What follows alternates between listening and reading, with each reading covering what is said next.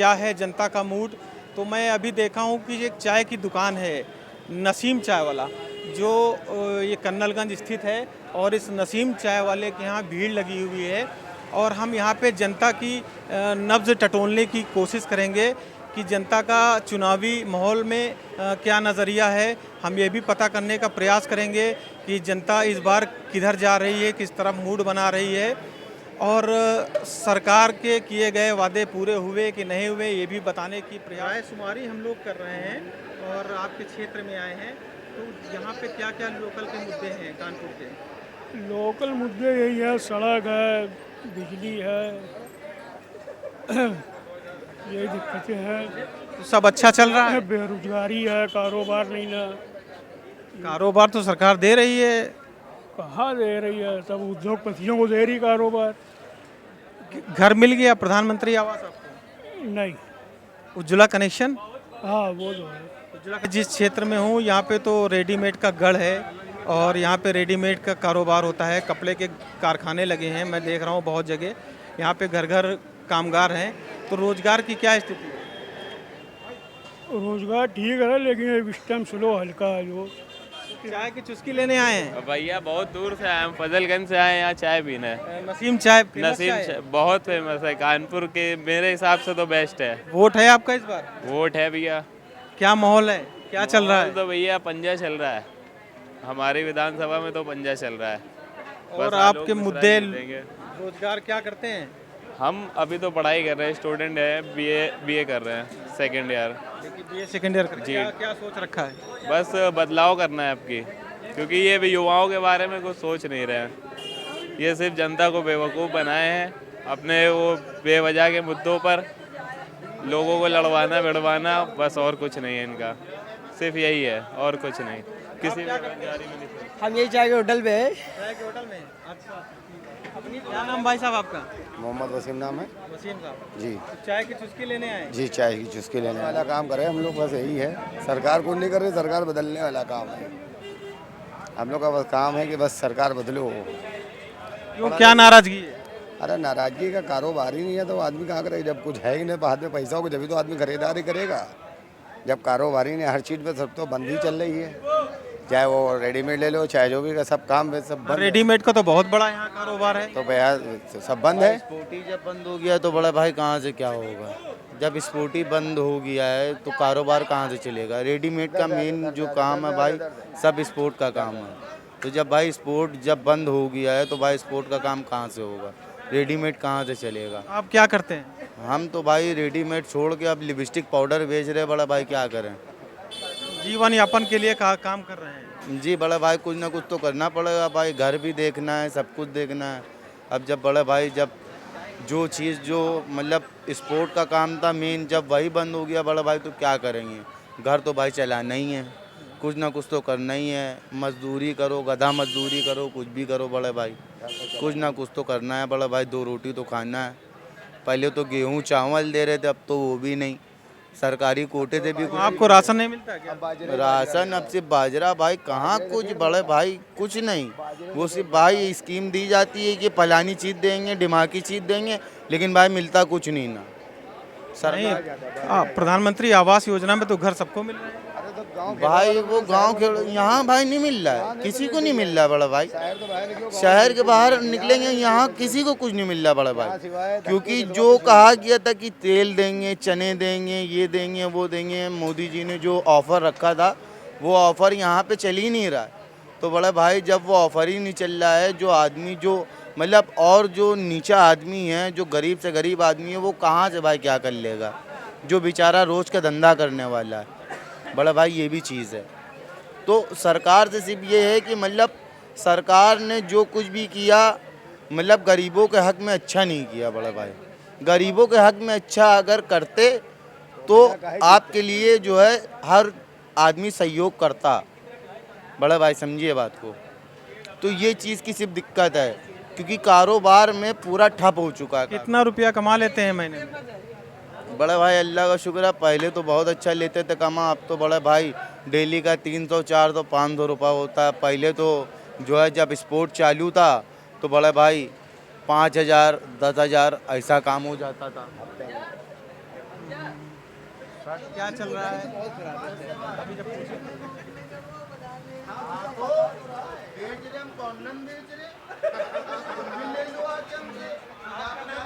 मोहम्मद वसीम जी जी बस आप लोग की दुआ से हाँ तादाद में बिकती है। सब बढ़िया चल रहा है भाई। कारोबार की पोजीशन तो इस टाइम बहुत ख़राब है चुनाव को लेके। चुनाव से बहुत इफेक्ट पड़ता है इस पे कारोबार पे। फिर तो चाय वाय में गुजारा हो जाता है। बस चल रहा है बस चटनी रोटी चाय वाले तो अपने प्रधानमंत्री मोदी वही बन सकते हैं और दूसरा कोई नहीं बन सकता। अब हम लोग रोज़ कमाते हैं रोज़ खाते हैं बस इतना है। रोजगार में देखा मैंने जीएसटी नंबर भी आपने ये रखा है। जी बस सबको दायरे में रख के ही चलना पड़ता है। क्या करें सरकार ऐसी है परेशान हम ही लोग को करेगी बड़े लोगों को नहीं करेगी। बड़े लोग को तो सपोर्ट करती है। हम लोग को लोन नहीं मिलता है वो लोग को लोन के ऊपर लोन मिल जाता है। और माहौल क्या है चुनावी? चुनाव का तो यहाँ पे माहौल ये है कि बस कांग्रेस का ज़्यादा है। बीजेपी बीजेपी तो नहीं चाहते कि हम कोई भी इंसान की अब वो दोबारा लौट के आए। क्या समस्या है? समस्या है कि कारोबार से टूटे कारोबार ही नहीं है। कहाँ से क्या करेंगे बस जैसे जैसे काम चल रहा है बस ये है। कारोबार नहीं है सब बेकार हैं। कारोबार जो चलता था वो ख़त्म हो गया यहाँ से। मोदी जी ने सब खा गया सब वो। अब देश बेचने का नंबर आ गया। अब की सरकार आ गई तो देश बिक जाएगा। अंग्रेजों को हुकूमत आ जाएगी। क्या काम करते हैं आप? हम सिलाई का काम करते हैं टेलर का। यहाँ तो बहुत बड़े बड़े कारखाने लगे हैं, बहुत बड़ा उद्योग है। सब बंद हो गया है। कन्नलगंज तो बड़ा मशहूर है रेडीमेड। हाँ लेकिन अब बंद हो गया। अब बंद हो गया। अब काम हो गया बंद। जो पहले 12 महीने काम चलता था अब 3 महीने काम चलता है बस। तो क्या क्या मूड बना है? सरकार बदलनी चाहिए और क्या। मूड क्या बना परिवर्तन परिवर्तन चाहिए और क्या। कारोबार नहीं है बेरोजगार आदमी हैं जो पढ़े लिखे हैं वो रिक्शा चला रहे हैं। हर चीज़ पे टैक्स लग गया। आटे पे टैक्स लग गया। बताइए। मेरा नाम मोहम्मद वसीम। और क्या माहौल चल रहा है? माहौल तो भैया इस टाइम पे बीजेपी का चल रहा है। बीजेपी का हाँ भैया क्या चल रहा है? अब लहर जो है वो बीजेपी की चारों तरफ लहरी ही है जी। तो बीजेपी से क्या लाभ मिल रहा है? अब लाभ ये देख रहे हैं गुंडागर्दी खत्म हो रही है हर चीज़ है। अब बीजेपी अगर जीते तब भी नहीं जीतेगी तब भी बीजेपी जीतेगी। ये कौन सी बात हुई? दोनों बात है। ये कौन सी बात? क्या नहीं दरअसल बात देखिए पब्लिक बहुत ज़्यादा इस वक्त परेशान है। परिवर्तन चाह रही है चाहे हिंदू हो या मुस्लिम। असल बात पे आ गए। जी बिल्कुल असल बात पे आ गए हैं। मसला या कारोबार हर चीज़ से आदमी लेके बहुत ज़्यादा परेशान है। लेकिन अब ये चाहता है कि थोड़ा परिवर्तन हो। 8 साल 10 साल उनको दे दिया गया है लेकिन एक बार अब कांग्रेस को दोबारा लाने का उम्मीद रखते हैं। तो रोजगार और यहाँ के जो ज़मीनी मुद्दे हैं, ज़मीनी रोजगार मुद्दे हैं। रोजगार बिल्कुल ठप हो चुका है चाहे रेडीमेड का हो चाहे लेदर्स गुड्स हो कुछ भी हो अदरवाइज़ कुछ भी हो। रोजगार से आदमी बड़ा परेशान है इस वक्त। चाहे कहाँ गए अहमद कहाँ गए सीए साहब बैठे थे इनसे पूछ लेते हैं। बाकी फ़िलहाल अब जनता क्या चाहती है वो जनता पे है कि बीजेपी वोट दे रही है कांग्रेस। लेकिन एक बार अब परिवर्तन चाहती है एक बार फिर कांग्रेस को लाने के लिए। क्या नाम है आपका भाई साहब? माज मलिक। नवयुवक हैं, क्या करते हैं? मैं इंजीनियर हूँ इंजीनियर हैं। जी। ये हमारे दोस्त मात मलिक है। ये इंजीनियर हैं लेकिन काम धंधे से लेके बड़ा परेशान है। तो याद 2 साल से बेकारी काट रहे हैं। क्या कह रहे हैं भाई साहब? सही कह रहे हैं। क्या रोजगार रोज़गार नहीं मिला। तो प्राइवेट कंपनी में तो मतलब आपकी जॉब सिक्योरिटी तो होती नहीं है ना। आपने थोड़े दिन काम किया फिर कंपनी वाला भाई जो बिज़नेस जो हमको जॉब दे रहा है वो भी तो बिज़नेस कर रहा है।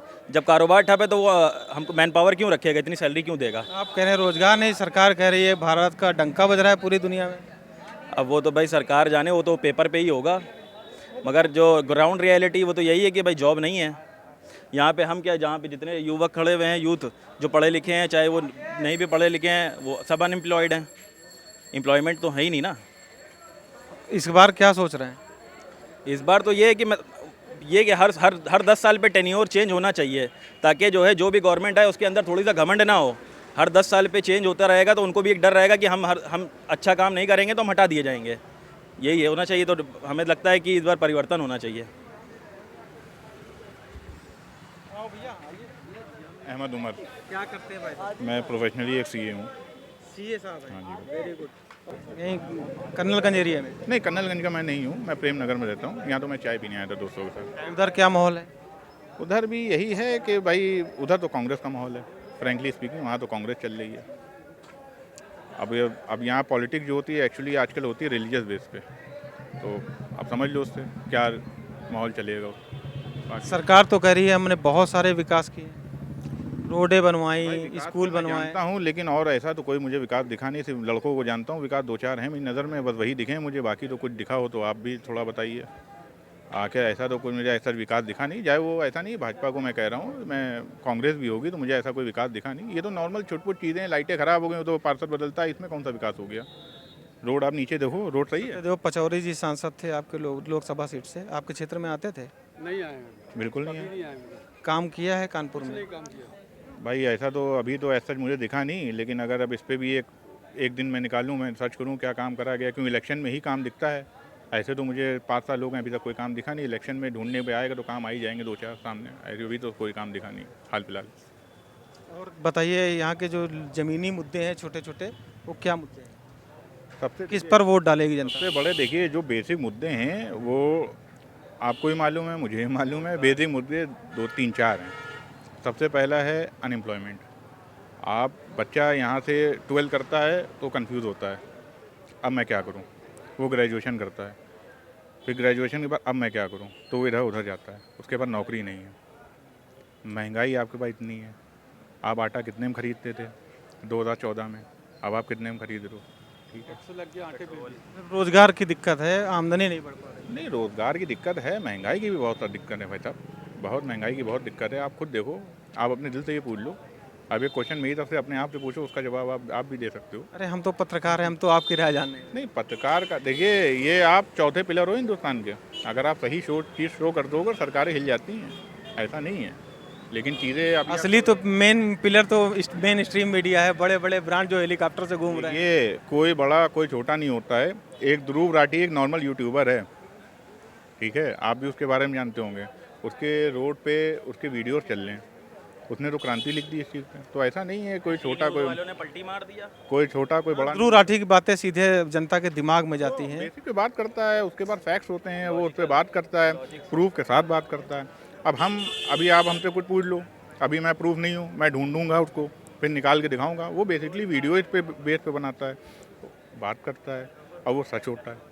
ऐसा नहीं है कोई वो मैनिपुलेट किसी की सरकार के फेवर में अगेंस्ट में, वो अपनी नॉर्मल जनरल सेंस में बात करता है और वो फैक्ट बताता है। अब डेमोक्रेसी क्या है भाई, आप मुझसे आप जानते हो डेमोक्रेसी क्या मोदी देने में है भाई साहब। प्लस कुछ चीज़ें ऐसी बैंड हुई हैं, अब जैसे ये बगल में इनका लेदर टैनिंग का काम है, ठप हो गया, एक्सपोर्टर को प्रॉब्लम आ रही है, एक्सपोर्ट नहीं कर पा रहा है।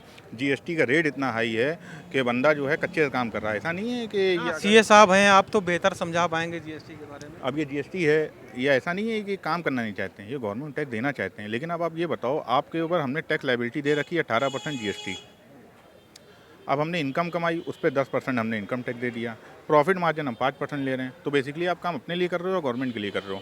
अच्छा चलिए, हम गवर्नमेंट के लिए काम कर रहे हैं, तो अगर हम गवर्नमेंट अगर सरकार टैक्स नहीं लेगी तो रेवेन्यू नहीं आएगा, तो कैसे डेवलपमेंट होगा? नहीं, टैक्स देने के लिए मना नहीं कर रहा हूँ, वो तो मैं कर ही रहा हूँ।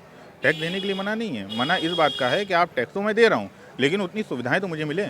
अब इनके पास अगर ये वो करते हैं, लेदर टैनिंग करते हैं, तो 50 इनके भांगड़े लगे रहते हैं इनके साथ, इसका डर उसका डर। तो आदमी क्या करता है, ग्रे मार्केट का काम करने लगता है, बैकडोर एंट्री कर लेता है, अरे हटा यार नील का रिटर्न भेज दो, ऐसे ही काम करो। तो ये सब चीज़ें होती हैं। आप रेट कम करो, अगर कोई आपको टैक्स दे रहा है तो आप सुविधा दो। अभी मैं आपको कोई काम, अगर आप कई बार जीएसटी में संशोधन भी तो हुए हैं। कोई संशोधन नहीं हुआ भाई, ये हुआ 28% से 18 हो गया, अब उसके बाद क्या हुआ, कुछ नहीं हुआ। नहीं, ये हुआ 20 लाख से नीचे का टर्नओवर होगा तो जीएसटी के दायरे में सरकार ने हटा दिया है व्यापारी। अभी अगर ऐसी बात है तो आपको मैं एक दुकान खोले ले रहा हूँ, उस पर मैं काम करे ले रहा हूँ। आप कैसे पता कर सकते हो मेरा टर्नओवर 20 लाख का है या 40 लाख का है या 2 करोड़ का है? आप बता सकते हो? नहीं, तो रिटर्न तो व्यापारी ही दाखिल करेगा। रिटर्न कैसे दाखिल करेगा जब आपने छूट दे रखी है उसको 20 लाख रुपए की?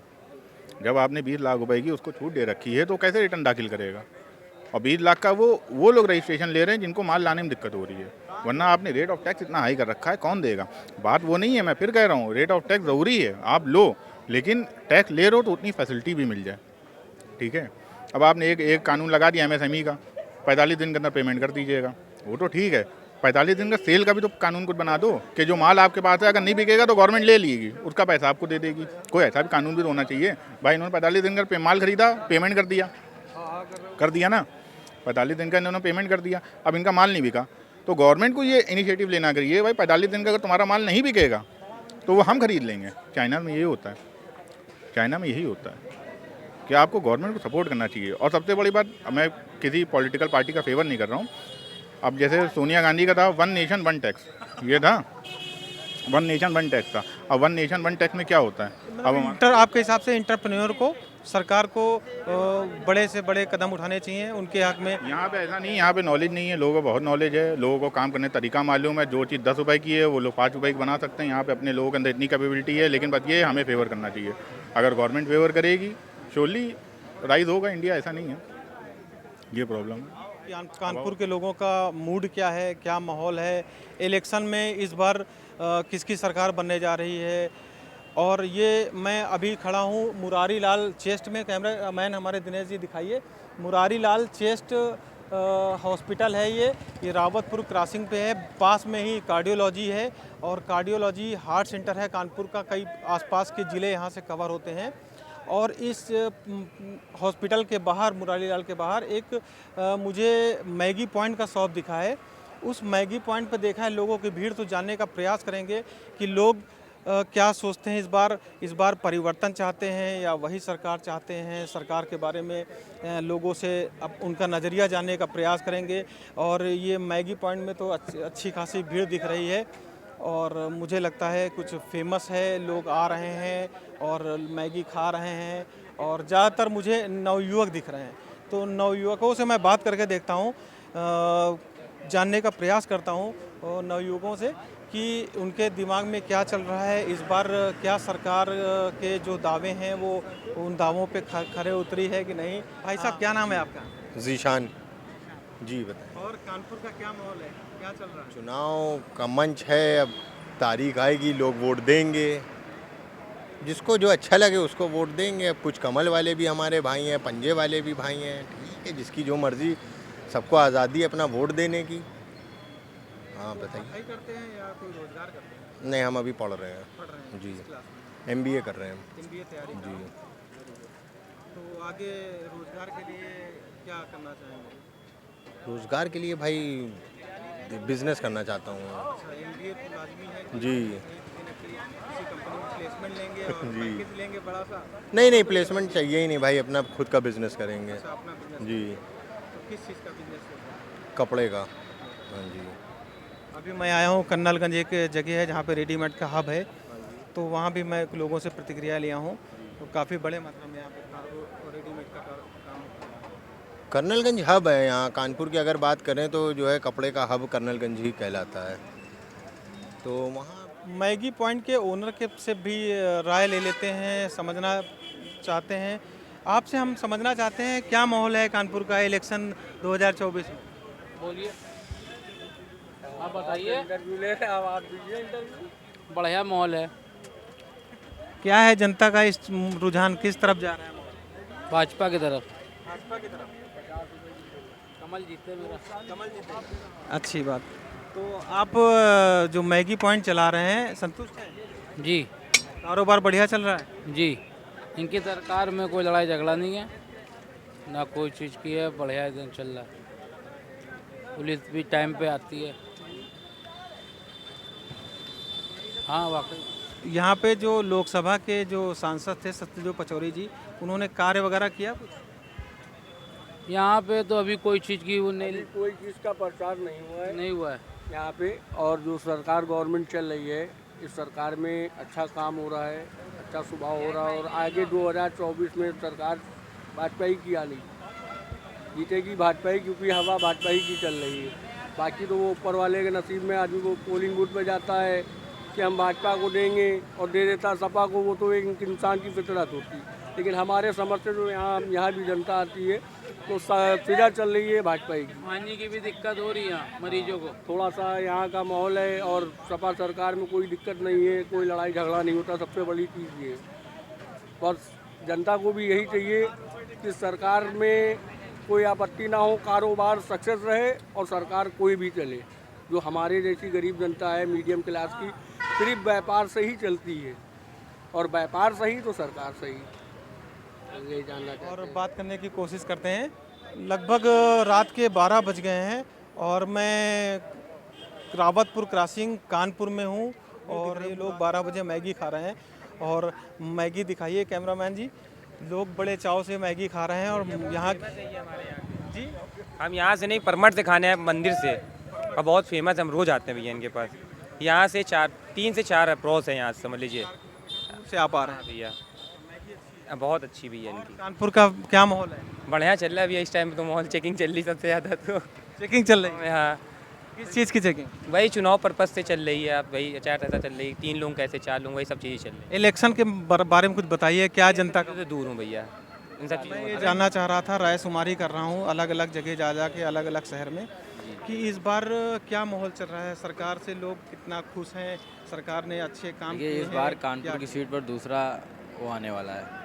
जो अभी तक के हम लोग को जो लगता है वो यही लगता है कि यहाँ पर परिवर्तन होगा, गवर्नमेंट चेंज होगी। बीजेपी से अवस्थी जी और कांग्रेस से मिश्रा जी, तो आलोक मिश्रा के ज़्यादा चांस है यहाँ से। आलोक मिश्रा के जी, जो यहाँ का अभी लोगों का मूड है, जो सोशल मीडिया पे चल रहा है, उसके हिसाब से तो आलोक मिश्रा के ज़्यादा चांसेस हैं। अब आगे क्या होता है तो इलेक्शन के बाद ही रिजल्ट पता चलेगा। क्या नाम है आपका? जी सर, मेरा नाम मृदुल गुप्ता है। गुप्ता जी जी युवक है? जी बिल्कुल, आ गया आपका? बिल्कुल आ गया। अच्छा, तो इस बार युवा क्या चुन रहा है? इस बार युवा मेरे समझ से तो बीजेपी ही चुनेंगे। जी बिल्कुल। क्या कर रहे हैं आप? जी मैं BBA कर रहा हूँ, ग्रेजुएशन। BBA? जी। तो आगे क्या प्लानिंग है? आगे मेरा प्लानिंग है MBA करके बढ़िया सी एक जॉब और फैमिली और अपने सोशल में डिपार्टमेंट में वेलफेयर करूँगा। जी। तो यहाँ पे कानपुर में टहल रहा हूँ और पता करने का प्रयास कर रहा हूँ कि माहौल क्या चल रहा है इस बार का, इस बार के लोग क्या सोच रहे हैं, ये 2024 का इलेक्शन।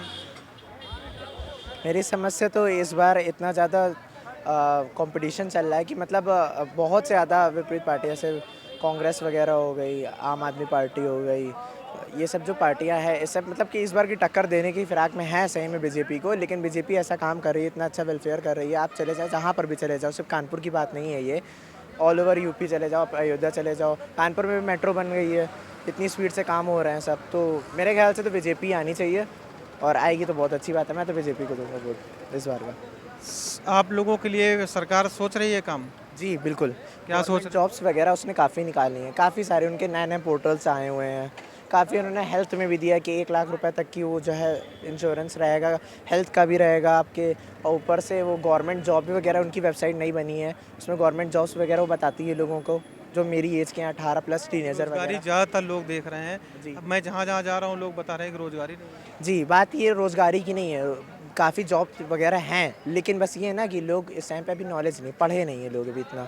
अब वो पढ़ेंगे, थोड़ा सा गवर्नमेंट से बात करेंगे इस बारे में, तो उनको पता चलेगा कि गवर्नमेंट ने ऑलरेडी इतनी सारी स्कीम्स दे चुकी हैं, बहुत सारी स्कीम्स हैं जो उनकी सहायता करें। खासकर स्कॉलरशिप भी दे रही है ताकि वो लोग पढ़ पाएँ आगे से आगे, अच्छी खासी स्कॉलरशिप मिली है। लेकिन जनरल OBC वगैरह ये बस डिफ़र हो रहा है लोगों में, किसी में ज़्यादा। स्कॉलरशिप तो सब जितना भी कोटा होता है वो कम किया। हाँ, कोटा के हिसाब से है, वो डिपेंड करता है ना कि वो उन कास्ट को आप आरक्षण होने के लिए, जी उनको उनको ऊपर बढ़ावा देने के लिए ताकि और वो जॉब मिल पाए। यूनिवर्सिटी और डिग्री कॉलेज में कोटा जो होता है सरकारी, वो तो कम किया गया है। हाँ, कोटा जान के कम करा गया है ताकि जो फ्री के खाने वाले लोग हो रहे हैं वो कम हो जाए, जिससे और जिनको नीड हो उसकी उनको ज़रूर मिले।